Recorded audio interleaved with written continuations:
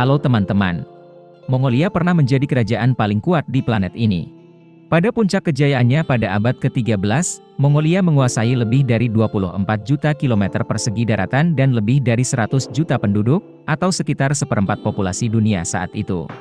Dalam hal wilayah saja, Mongolia menempati urutan kedua sepanjang sejarah.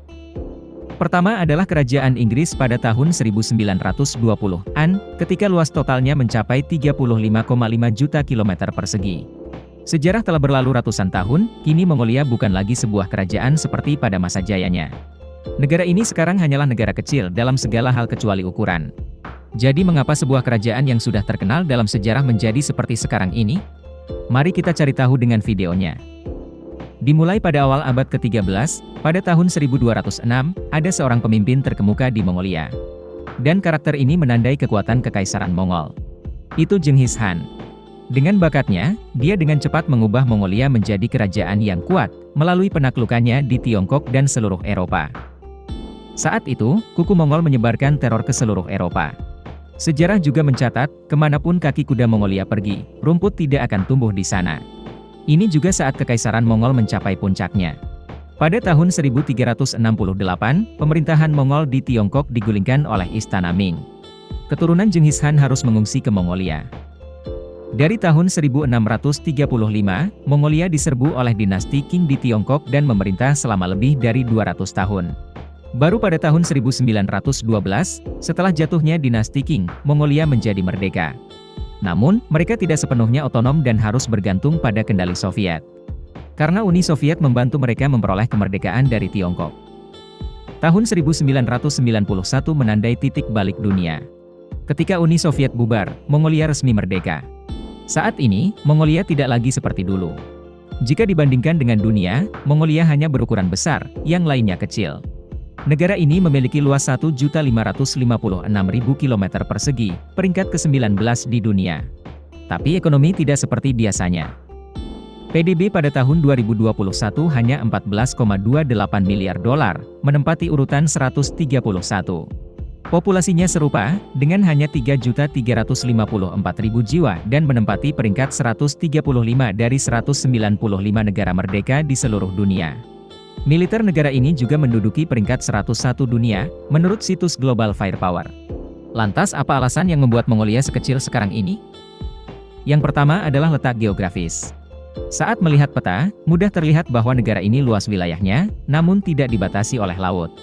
Ini adalah kelemahan besar bagi pembangunan ekonomi negara ini. Saat ini, semua negara kaya dan maju hampir pasti berbatasan dengan laut. Karena jalur laut kini mencapai 80% dari total volume barang yang diangkut secara global. Untuk menjadi kaya dan berkembang, harus ada perdagangan. Dan jika Anda menginginkan perdagangan yang baik, laut akan sangat diperlukan. Selain itu, Mongolia terletak pada posisi yang agak canggung, sebagai zona penyangga antara dua negara besar, Rusia dan Cina. Mongolia tunduk pada pengaruh dan cengkeraman kedua kekuatan besar ini. Terlalu condong ke negara manapun itu salah. Jadi Mongolia bisa berkembang dan makmur sangat tidak mungkin. Selain itu, ini juga yang menjadi alasan Mongolia tidak bersuara di kancah internasional. Selanjutnya adalah kondisi alam. Geografinya buruk, tetapi kondisi alamnya lebih buruk. Mongolia adalah dataran tinggi, dingin, dan kering. Mongolia memiliki iklim kontinental yang keras dengan musim dingin yang panjang dan musim panas yang pendek.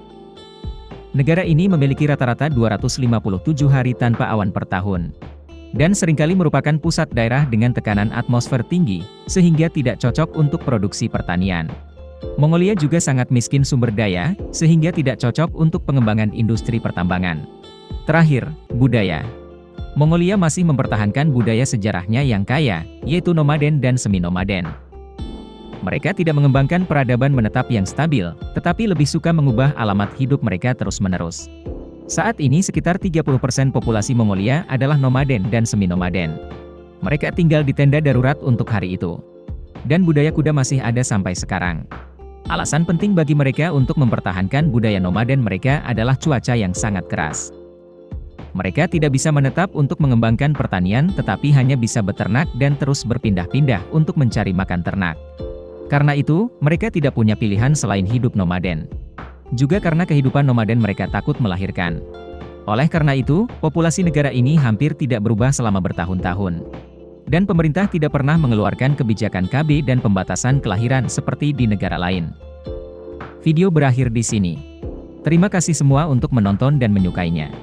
Jika menurut Anda videonya bermanfaat, beri kami suka dan berlangganan saluran untuk mendukung kami. Sampai jumpa dan sampai jumpa lagi.